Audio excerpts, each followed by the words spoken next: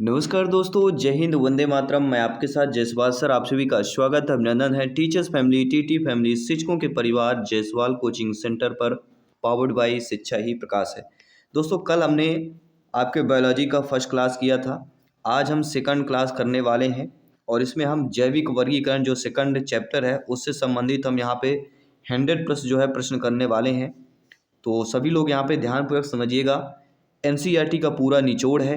Graduation, post graduation level के प्रश्न यहाँ पे रखे गए हैं, जैसे आपके एग्जाम में पूछे गए थे उसी प्रकार से सिलेक्शन या जो चयन परीक्षा होने वाली है इसी प्रकार से पूछे गए हैं या पूछे जाने वाले प्रश्न करेंगे और इसी टॉपिक से लगभग प्रश्न पूछे जाएंगे। तो क्या आप सभी लोग तैयार हैं बायोलॉजी के पार्ट 2 में जैविक वर्गीकरण के टॉपिक को क्लियर करने के लिए बाई जयसवाल कोचिंग सेंटर, जिसमें से पहला प्रश्न आप सभी लोगों की स्क्रीन पर आ चुका है। दोस्तों, पहला प्रश्न हमारा क्या पूछा जा रहा है कि निम्नलिखित में से किसके गहरे समुद्री जल में मौजूद होने की संभावना है? यू बैक्टीरिया, नीली हरी शैवाल, सेप्रोफाइटिक कवक या आर्की बैक्टीरिया की बात कर रहे हैं। तो आप सभी लोग जानते हैं, ज्ञानी सर्व व्याख्याता लोग हैं, कि किसके गहरे समुद्र जल में मौजूद होने की संभावना होती वह होता है आर्की बैक्टीरिया की बात करेंगे। D option is the right answer.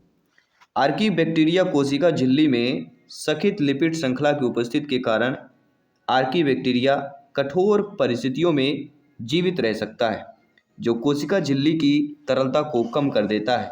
इसमें जो है हेलोफिल्स भी शामिल होते हैं, जो विशेष रूप से खारे आवासों में जो है पाए जाते हैं। तो प्रत्येक प्रश्न का डिटेल से करेंगे ताकि अच्छे तरीके से आप रिवीजन कर पाएँ, अच्छे तरीके से आप लोग पढ़ पाएँ। अगला प्रश्न देख लेते हैं। कवक के लिए निम्नलिखित में से कौन सही दिया गया है?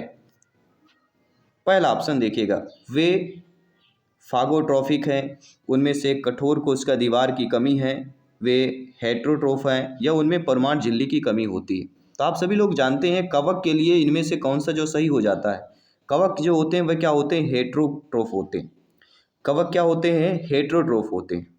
देखिए, कवक जो है वे परपोषी कवक में क्लोरोफिल की कमी होती है, इसलिए वे प्रकाश संश्लेषण द्वारा अपना भोजन जो है नहीं बनाते हैं।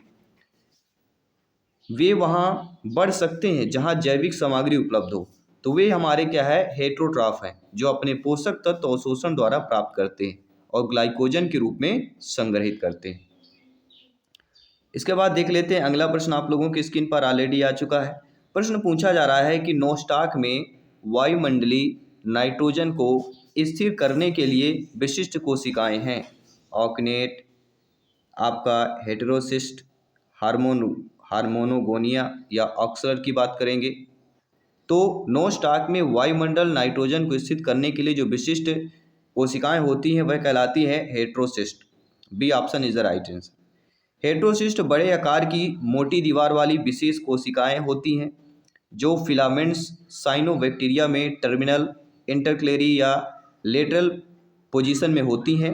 For example Nostoc. उनके पास एंजाइम नाइट्रोजन नेज है और जैविक नाइट्रोजन स्थिरीकरण करने के लिए विशेषीकृत भी है। इसके बाद आपका फोर्थ प्रश्न आप लोगों की स्क्रीन पर है। दोस्तों, सैटेलाइट आरएनए कुछ में मौजूद है। तो satellite RNA plant virus, viroids, prion या बैक्टीरियोफोज की बात करते हैं। तो सैटेलाइट जो आरएनए है कुछ में मौजूद है और वह कुछ हमारा कौन सा कहला जाता है? सभी लोग जानते हैं, सभी कमेंट कीजिएगा।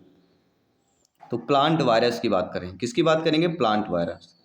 देखिए, आप सभी लोग जानते हैं कि पादप विषाणुओं में अक्सर स्वयं के परजीवी होते हैं जिन्हें उपग्रह कहा जाता है। सैटेलाइट आरएनए के प्रतिगत और इनकैप्सिडेशन दोनों के लिए अपने संबंध अर्थात सहायक वायरस पर निर्भर होता है। फॉर एग्जांपल जो होता है आपका टोबैकोनोसिस वायरस, जिसे हम टीएनवी के रूप में जानते हैं। इसके बाद आपका पांचवा प्रश्न आपके स्क्रीन पर है। पांचवा प्रश्न है, आर.एच. व्हिटेकर द्वारा सुझाई गई 5 जगत वर्गीकरण प्रणाली आधारित नहीं है।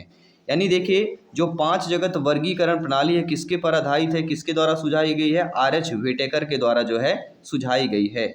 इनमें से कौन सा जो है आपका वर्गीकरण आधारित नहीं होगा?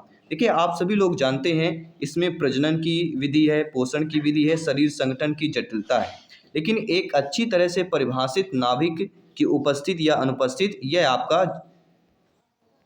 आर.एच. व्हिटेकर द्वारा 5 जगत वर्गीकरण प्रणाली से आधारित नहीं है। बाकी प्रजनन, पोषण और शरीर संगठन की जटिलता, ये तीनों आपके शामिल हो जाते हैं।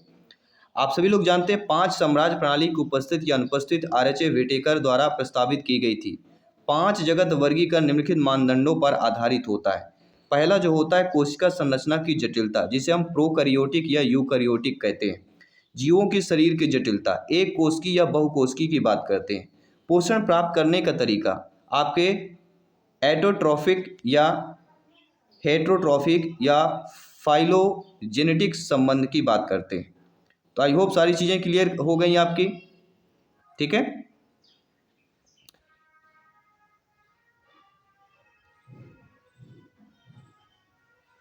इसके बाद हम बात करेंगे आपके अगले प्रश्न की। अगला प्रश्न यहाँ पे पूछा जा रहा है कि निम्नलिखित में से किस कवक में जो है मति भ्रम होता है। ऐसे कवक का दोस्तों नाम बताना है जिसमें मति जो है भ्रम हो जाती हो। सभी लोग बताइए इस कवक का, इस प्रकार के कवक का क्या नाम होगा। सभी यहाँ पे कमेंट करके बताइए, फीडबैक करके बताइए किस कवक में जो है जो मति होती है वह मति भ्रम हो जाता है, और वह आपका कवक कौन सा कहला जाता है। सभी लोग यहाँ पे कमेंट करके बताइए। वह कवक कहला जाता है अमनीता मस्कारिया। जी हाँ दोस्तों, अमनीता मस्कारिया कई मशरूम जैसे कि अमनीता मस्कारिया या साइलोसाइबे मैक्सिकाना और पानायोयस एसपीपी, साइलोसाइबिन और साइलोसिन जैसे मतिभ्रम पैदा करने वाले पदार्थ स्रावित करते हैं। ये पदार्थ मानव में मस्तिष्क की कोशिकाओं और शक्ति धारण को क्या है, नष्ट करते हैं। अगला जो प्रश्न दिया गया है कि आर्की बैक्टीरिया यू बैक्टीरिया से भिन्न क्यों होता है। देखिए जो आर्की बैक्टीरिया होता है वह यू बैक्टीरिया से इसलिए भिन्न होता है क्योंकि सेल आकार के according Archie bacteria you bacteria से भिन्न किस में होता है, सेल आकार में जो है भिन्न होता है। आर्की बैक्टीरिया एक अलग सेल दीवार संरचना में होने में अन्य बैक्टीरिया से भिन्न होता है। उनकी कोशिका भित्ति में जो है पेप्टिडोग्लाइकन की कमी होती है और उनकी कोशिका झिल्लियों में ईथर बंधों व ग्लिसराल से जुड़ी साकित वसा अम्लों की जो है एक परत होती है। अगला प्रश्न है, बेहतरीन प्रश्न है, एनसीईआरटी का बेस्ट प्रश्न कह सकते हैं। लेवल एकदम से हाई है जो कि आपके मेन या चयन परीक्षा में पूछे जाने वाला है, उस लेवल के अकॉर्डिंग यहाँ पे प्रश्न कर रहे हैं। दोस्तों निम्नलिखित में से कौन जो है कुंडलित आरएनए स्टैंड और कैप्सोमेयर दिखाता है। जी हाँ दोस्तों, कुंडलित आरएनए स्टैंड और कैप्सोमेयर कौन दिखाता है, और वह कहलाता है तंबाकू मोजेक वायरस। तंबाकू मोजेक वायरस जो होता है यह कुंडलित आरएनए स्टैंड और कैप्सोमेयर जो है दिखाता है, क्योंकि ये क्या होता है, छड़ी के आकार का वायरस होता है। राड में एक कोर होता है जिसमें हेलिकली कॉइल्ड सिंगल या स्टैंडर्ड आरएनए होता है। संक्रमित भाग के चारों ओर कैप्सिड नामक प्रोटीन का एक सुरक्षात्मक आवरण होता है और कैप्सिड में छोटी उबकाइयाँ होती हैं जिन्हें कैप्सोमेयर कहा जाता है। तो कैप्सोमेयर किन्हें कहा जाता है ये भी आप लोगों ने ऑलरेडी से अच्छे तरीके से समझ लिया। इसके बाद बात करते हैं अगले प्रश्न की। दोस्तों विषाणुओं में क्या होता है, प्रोटीन कोट में संलग्न डीएनए होता है, प्रोकैरियोटिक न्यूक्लियस होता है, सिंगल क्रोमोसोम होते हैं, या डीएनए आरएनए जो है दोनों होते हैं। सभी यहाँ पे कमेंट करके फीडबैक करके बताइए। तो विषाणुओं में क्या होता है, विषाणुओं में प्रोटीन कोट में क्या है, संलग्न डीएनए होता है, क्योंकि आप सभी लोग जानते हैं एक प्रोटीन कोट में संलग्न जो डीएनए है संरचना में सभी वायरस न्यूक्लियोप्रोटीन या न्यूक्लिक एसिड प्लस प्रोटीन है, और एक वायरस में या तो डीएनए या आरएनए आनुवांशिक सामग्री होता है, और दोनों कभी वायरस मौजूद नहीं होते हैं, ये जानना बहुत जरूरी है। और इसके साथ साथ एक वायरस लिफाफे को कैप्सिड के रूप में जाना जाता है, और कैप्सिड प्रोटीन जो है सब यूनिट से बना होता है जिसे हम कैप्सोमेयर कहते हैं, और कैप्सोमेयर के बारे में हम ऑलरेडी पिछले प्रश्न पर आपको बता चुके हैं। अगला प्रश्न है, गतिशील जीवाणु निम्नलिखित द्वारा गति कर सकते हैं, फिम्ब्रिया के द्वारा, कसाबिका के द्वारा, पछमाव के द्वारा या पिली के द्वारा। तो गतिशील जो जीवाणु होते हैं वह किसके द्वारा गति कर सकते हैं, सभी लोग यहाँ पे कमेंट करके बताइए, फीडबैक करके बताइए, और वह कहलाता है आपका कसाबिका। गतिशील जीवाणु जो है कसाबिका द्वारा जो है गति कर सकते हैं, जिसे हम कसाबिका को भी आपको फ्लैगेल्ला के नाम से जानते हैं। इसके बाद जो अगला प्रश्न देखते हैं कि निम्नलिखित में से कौन सा मिलान सही दिया गया है। अल्टरनेरिया लैंगिक ड्यूटेरोमाइसेट्स प्रजनन अनुपस्थित, संयुग्म द्वारा श्लेष प्रजनन एस्कोमाइसेट्स या एगार्किस परजीवी कवक बेसिडोमाइसेट्स, या ऑप्शन नंबर डी की बात करेंगे फाइटोफथोरा एसेप्टिस बेसिडोमाइसेट्स माइसेलियम की बात करते हैं। तो आप सभी लोग जानते हैं, समझते हैं कि इनमें से जो मिलान हमारा सही दिया गया है वह पहला है, अल्टरनेरिया लैंगिक ड्यूटेरोमाइसेट्स प्रजनन अनुपस्थित होता है। First option is the right answer. ठीक है, क्योंकि आप सभी लोग जानते हैं अल्टरनोरिया वर्ग में क्या होता है, ड्यूटेरोमाइसेट्स से संबंधित होता है जिनमें यौन प्रजनन की कमी होती है, और कॉन्डियोफोरस पर उत्पादित कोन्डिया द्वारा अलैंगिक प्रजनन होता है। तो अलैंगिक प्रजनन किसके द्वारा होता है, कॉन्डियोफोरस पर उत्पादित कोन्डिया द्वारा अलैंगिक प्रजनन होता है। इसके बाद है आपका अगला प्रश्न। दोस्तों, वास्तविक केंद्रक अनुपस्थित होता है। जो वास्तविक केंद्रक होता है वह आपके किस में अनुपस्थित होता है, म्यूकर में, बाउचेरिया में, वॉलबॉक्स में या एनाबीना में होता है। सभी कमेंट कीजिएगा मेरे प्यारे प्यारे भाइयों की, प्यारी प्यारी बहनें, गृहिणी जिनका सपना है टीटी एग्जाम को 101% जो है फतेह करना। जायसवाल सर आप सभी का अभिनंदन, स्वागत करते हैं। आप सभी लोग जानते हैं वास्तविक केंद्रक जो अनुपस्थित होता है वह आपके किस में होता है, एनाबीना की बात करेंगे। किसकी बात करेंगे, एनाबीना।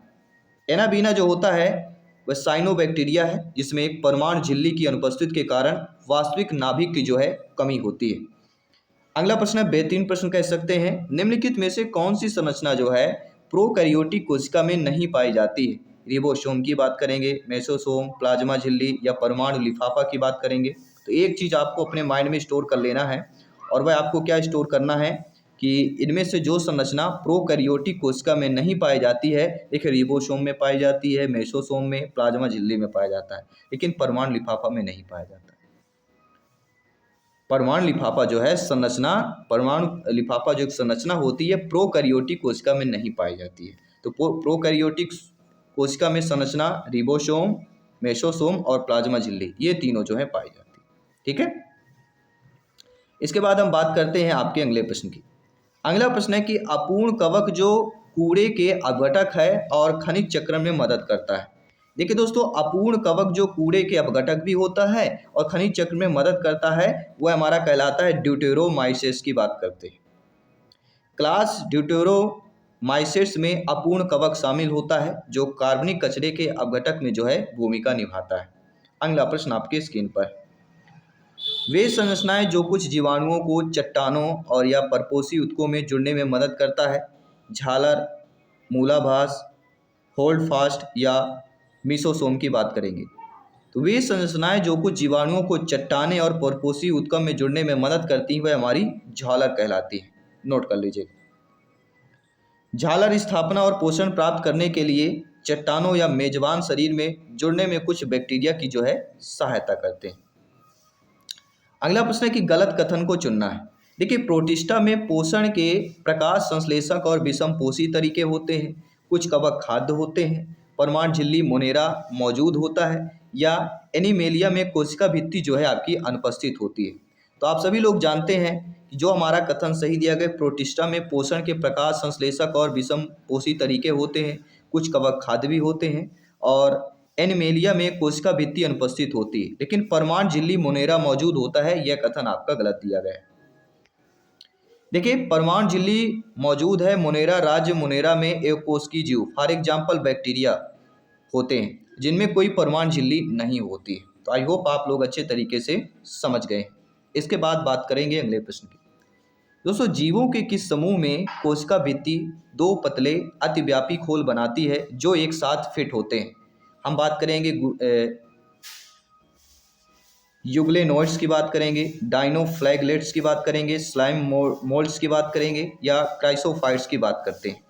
तो आप सभी लोग जानते हैं जीवों के जिस समूह में कोशिका भित्ति दो पतले अतिव्यापी खोल बनाती है जो एक साथ फिट होते हैं वह कहलाते हैं क्राइसोफाइट्स। क्या कहलाते हैं? क्राइसोफाइट्स की बात करेंगे। क्राइसोफाइट्स में ही कोशिका भित्ति एक साथ बंधे हुए दो पतले अति व्यापी गोले बनाती है जिसे हम ओवरलैपिंग कहते हैं। ओवरलैपिंग गोले के कारण डायटम का शरीर एक साबुन के डिब्बे की तरह जो है दिखाई देता है, किसके? ओवरलैपिंग के कारण। इसके बाद बात करेंगे अगले प्रश्न की। अब यहाँ पर भी गलत कथन को चयन करना है। 4 कथन आपकी स्क्रीन पर दिए जाएंगे। तो आप सभी लोग जानते हैं कि न्यूरोस्पोरा का उपयोग जैव रासायनिक अनुवांशिकी के अध्ययन में किया जाता है, बिल्कुल सही बात है। मोरल और ट्रफल्स जहरीले मशरूम हैं, यह कथन आपका गलत दिया गया है। मोरल और ट्रफल्स जो होते हैं जहरीले मशरूम जो है आपके नहीं होते हैं। इसके बाद अगला प्रश्न है, खमीर एक कोशिकीय और किण्वन में उपयोगी होता है, बिल्कुल सही बात है। और अगला दिया गया है, पेनिसिलियम बहुकोशिकीय है और एंटीबायोटिक पैदा करता है, बिल्कुल ये भी सही बात है। लेकिन जो आपका दूसरा मोरल और ट्रफल्स के बारे में, देखिए मोरल और ट्रफल्स जो है जहरीले मशरूम हैं। मोरल और ट्रफल्स भोजन के रूप में उपयोग किए जाते हैं और ये जो है आपके एस्कोमिसेट्स कवक के सदस्य कहलाते हैं। तो बी ऑप्शन है अकॉर्डिंग टू क्वेश्चन सही हो जाएगा। इसके बाद अगले प्रश्न की बात करते हैं, पर्यावरण में SO2 प्रदूषण के सबसे उपयुक्त संकेतक इनमें से कौन सा होता है? तो पर्यावरण में SO2 प्रदूषण की जब भी बात की जाती है, सबसे उपयुक्त संकेतक प्रदूषण आपका क्या होता है? Lichen. D option is the right answer. Lichen उन जगहों पर नहीं उग सकता है जहां वातावरण में सल्फर डाइऑक्साइड जो है मौजूद होगा, ये नोट कर लीजिएगा। निम्नलिखित में से कौन सा कथन जो है विरोइड्स के लिए गलत दिया गया है? कि उनके पास प्रोटीन कोड की कमी है, वे वायरस से छोटे हैं, वे संक्रमण का कारण बनते हैं, उनका RNA उच्च आणविक भार का होता है। तो आप सभी लोग जानते हैं इनमें से कथन जो गलत दिया गया है, देखिए उनके पास प्रोटीन कोड की कमी होती है विरोइड्स में, बिल्कुल सही बात है। ये वायरस से छोटे होते हैं, ये संक्रमण का कारण बनते हैं, ये भी सही बात है विरोइड्स जो होते हैं। लेकिन विरोइड्स जो है RNA उच्च आणविक भार का होता है, ये कथन गलत दिया है। अकॉर्डिंग टू क्वेश्चन हमारा डी ऑप्शन गलत हो जाएगा, ठीक है। इसके बाद बात करते हैं अगले प्रश्न की। अधिकांश कवक की कोशिका भित्ति के प्रमुख घटकों में से एक है काइटिन, फेब्रिकोग्लाइकिन, सेल्यूलोज, हेमीसेल्यूलोज की बात करते हैं। 4 ऑप्शन बेहतरीन ऑप्शन आपके स्क्रीन पर ऑलरेडी दिए गए हैं। तो अधिकांश कवक की कोशिका भित्ति में प्रमुख घटकों में क्या होता है? Chitin. First option is the right answer. Chitin को ही चिटिन के नाम से जाना जाता है, चिटिन है या काइटिन। देखिए वो एक कोशिका भित्ति एक कठोर संरचनात्मक परत होती है जो कोशिकाओं को सुरक्षा और संरचनात्मक सहायता प्रदान करती है। कोशिका भित्ति की संरचना एक प्रजाति से दूसरी प्रजाति से जो है भिन्न होती है। और आप ये भी जानते हैं कवक में कोशिका भित्ति चिटिन, ग्लूकेन्स, ग्लाइकोप्रोटीन मजबूत संयोजक संबंधों से बनी होती हैं। इसके साथ साथ वैकल्पिक रूप से भूमि पौधों के मामले में कोशिका भित्ति सेलुलोज और हेमिकेलूज से जो है बनी होती हैं। और जो आपके आर्कियन सेल की दीवारें होती हैं ये आपके पेप्टिडोग्लाइकेन से बनी होती हैं। इसके बाद अगले प्रश्न की बात करेंगे। अगला प्रश्न दिया गया है कि निम्नलिखित में से कौन सा कथन जो है गलत दिया गया है? गलत कथन को डिसाइड करना है और कमेंट बॉक्स में बताना है। देखिए आप सभी लोग जानते हैं कि साइनोबैक्टीरिया को नीला हरा शैवाल भी कहा जाता है, गोल्डन शैवाल को डेमिस्टिक भी कहा जाता है, यू बैक्टीरिया को मिथ्या जीवाणु भी कहा जाता है। ये गलत कथन दिया गया है, यू बैक्टीरिया को मिथ्या जीवाणु नहीं कहा जाता है। अगला है फाइकोमाइसिटिस को शैवाल कवक भी कहा जाता है, बिल्कुल सही बात है। तो पहला, दूसरा, चौथा सही दिया गया, सी ऑप्शन हमारा गलत दिया गया है, ठीक है। यू बैक्टीरिया वास्तविक क्या होते हैं? जीवाणु होते हैं। इसके बाद हम बात करते हैं कि क्राइसोफाइट्स, यूग्लेनोइड्स, डाइनोफ्लैगलेट्स और स्लाइम मोल्ड्स किंगडम में शामिल है। तो आपके जो है क्राइसोफाइट्स, यूग्लेनोइड्स, डाइनोफ्लैगलेट्स और स्लाइम मोल्डस किंगडम में जो शामिल हो जाता है वह आपका प्रोटिस्टा कहला जाता है। क्या शामिल हो जाता है यहाँ पे? Protista. B option is the right answer हो जाएगा। आप सभी लोग जानते हैं सभी एक कोश की यूकैरियोटिक जीव जैसे डाइटम, डेमिस्टस जिसे हम क्राइसोफाइट्स की बात करेंगे, यूग्लेनोइड्स की बात करेंगे, डाइनोफ्लैगलेट्स की बात करेंगे, स्लाइम गोल्ड प्रोटिस्टा में जो है ये शामिल होते हैं।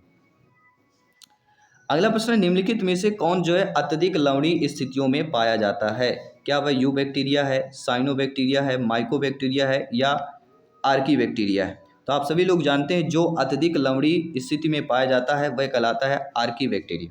जी हाँ दोस्तों, आर्की बैक्टीरिया जो होता है कोशिका झिल्ली में सखित लिपिड श्रृंखला की उपस्थिति के कारण आर्की बैक्टीरिया कठोर परिस्थितियों में जीवित रहने में सक्षम होता है जो कोशिका झिल्ली की तरलता को कम कर देता है। और इसमें हेलोफिल्स भी शामिल होता है, जो विशेष रूप से खारे आवासों में जो है पाया जाता है। क्या पाया जाता है? हेरोफिल्स, हेलोफिल्स, नोट कर लीजिएगा। अगला जो प्रश्न है, निम्नलिखित में से कौन सा घटक जो है जीवाणु कोशिका को एक चिपचिपा चरित्र जो है प्रदान कर देता है? क्या वह परमाणु झिल्ली है, प्लाज्मा है, या ग्लाइकोकलेक्स की बात करेंगे, या सेल दीवार की बात करते हैं? 4 बेहतरीन लाजवाब ऑप्शन है। तो वह घटक जो जीवाणु कोशिका को एक चिपचिपा चरित्र प्रदान करता है वह ग्लाइकोकैलिक्स कहलाता है। C option is the right answer. आप सभी लोग जानते हैं बैक्टीरिया की दीवार का चिपचिपा चरित्र ग्लाइकोकैलिक्स के कारण होता है, जो ग्लाइकोप्रोटीन से भरपूर होता है। तो आज की क्लास में हमने 25 प्रश्न किया, ये 100 प्रश्न करेंगे 3-4 क्लास में, ये चैप्टर को क्लियर करेंगे। और आज के क्लास के लिए सभी के लिए मॉक क्वेश्चन एक दिया जा रहा है, विषाणुओं में होने वाले भिन्न होते हैं। आपने विषाणु और विषाणुओं इन दोनों में होने वाले भिन्न क्या होते हैं? प्रोटीन कोड के बिना डीएनए अणु होता है, प्रोटीन कोड के साथ आरएनए अणु होता है, प्रोटीन कोड के बिना आरएनए अणु होता है, या प्रोटीन कोड वाले डीएनए अणु होते हैं। तो विषाणु या विषाणुओं से भिन्न कौन सा होता है, आपको कमेंट करके बताना है। आप सभी के लिए मॉक क्वेश्चन के रूप में है। साथ ही साथ आपने 25 प्रश्नों में कितने स्कोर किया ये भी आपको कमेंट बॉक्स में अवश्य शेयर करना है। डेली क्लास हमारी 11:30 AM टू 12 PM तक हमारी लाइव क्लास होती है। तो डेली आपको 11:30 में लाइव क्लास के माध्यम से ज्वाइन करना है। मैं आपके साथ जयसवाल सर मिलता हूँ आपकी अगली क्लास पर। सभी मित्रों को जय हिंद, वंदे मातरम, धन्यवाद सभी का।